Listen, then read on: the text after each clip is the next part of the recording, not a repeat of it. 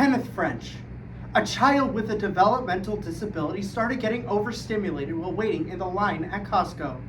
As a result, he started panicking and struck off-duty officer Salvador Sanchez, who took it upon himself to draw his gun and end Kenneth's life. NBC Los Angeles reported on February 13, 2024, the California Department of Justice decided to drop the charges of voluntary manslaughter and assault after a mistrial, while the family was awarded a cash settlement and a casket. Lack of understanding of people with disabilities is not just a safety concern. It's a fatal risk.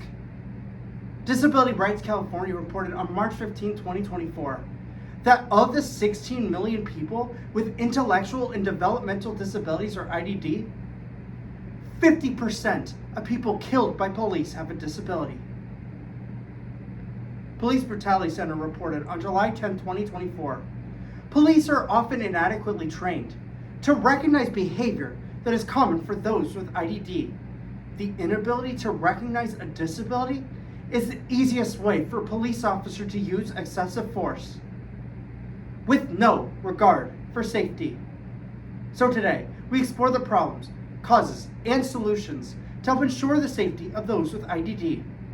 When police officers warrant an arrest, we can only hope that one day it doesn't end in a death sentence. Two of the biggest problems that people with disabilities face in the criminal justice system is overrepresentation and casualties. First, overrepresentation. According to Prison Policy Initiative on August 28, 2024, 40% of people in the criminal justice system have a disability, where around half of them have reported being overrepresented as nothing more than suspects, defendants, and incarcerated persons. From an untrained police officer's perspective, the manifestation of a disability can cause suspicion. For example, according to CBS News Colorado on May 2, 2022, 34-year-old Hayden Graham was pulled over for an expired registration.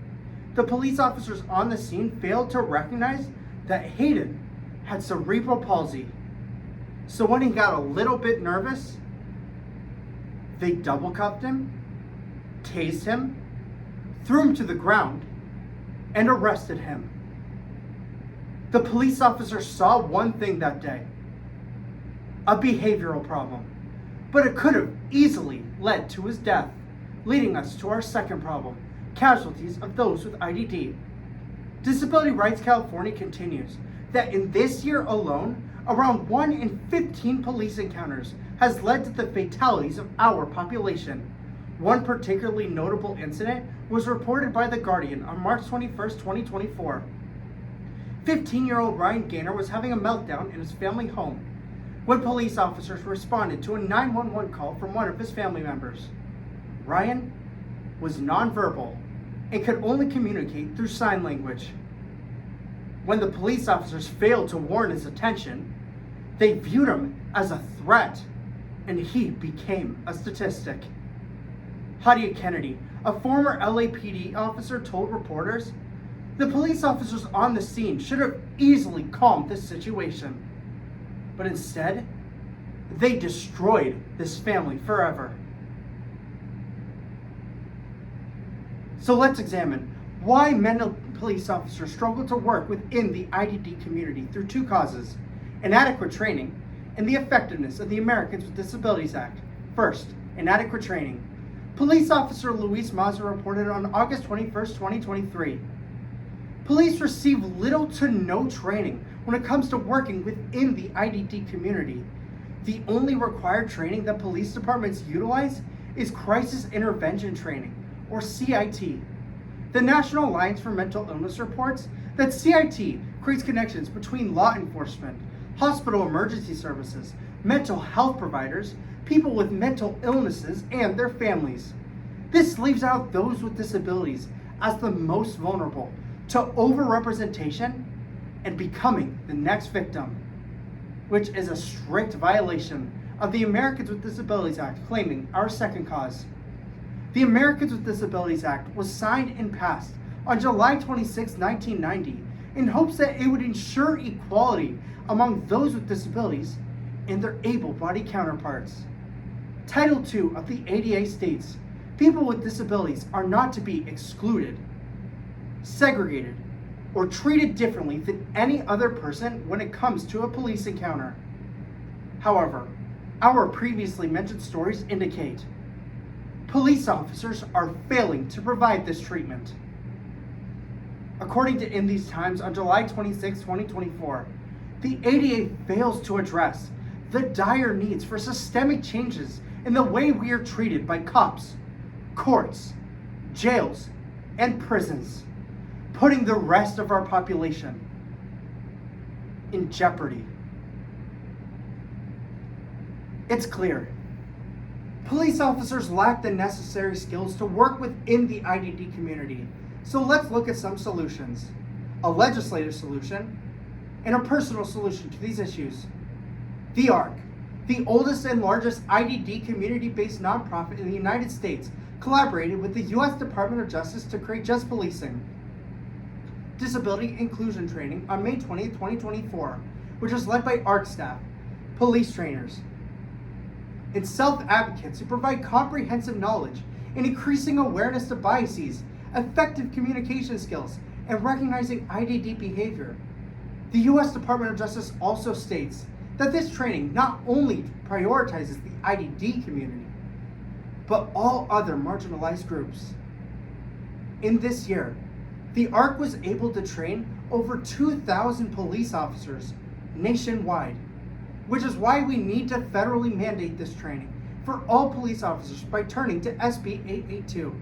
This bill has created the Advisory Council, which requires instruction and basic training when engaging with the IDD community. This bill was signed and passed on September 30th, 2022 by Governor Gavin Newsom. However, this bill does not specify what training the police departments are required to use. So, at the end of the round, please scan this QR code, which will give you access to my letter advocating for the ARC's incorporation into the Commissions on Peace Officers Standards and Training. You can sign it, send it to your local commissions, and advocate for this training's incorporation. But in the meantime, I ask that we all advocate for all police departments to become autism certified by the International Board for Continuing Education Services, according to Pepperdine University in May of 2024. This training teaches police officers about recognition, understanding, and calming situations. Not only does this certification prioritize those with autism, but all others within the IDD community. As of 2024, Modesto, California is now home to the first ever autism certified police department. Modesto has created a change, and we can do the same by telling police officers that there are better ways to avert a crisis. The people who took an oath to serve and protect have struggled to protect the rights of those with IDD. Today, we explored the problems, causes, and solutions to help ensure the safety of those with IDD. Because the failure to recognize a disability is the easiest way for a police officer to use excessive force, without considering the fact that every person could be the next victim. So as we remember Kenneth, let his story be the reason that this training is incorporated so that our population no longer has to live in fear of the same fatality.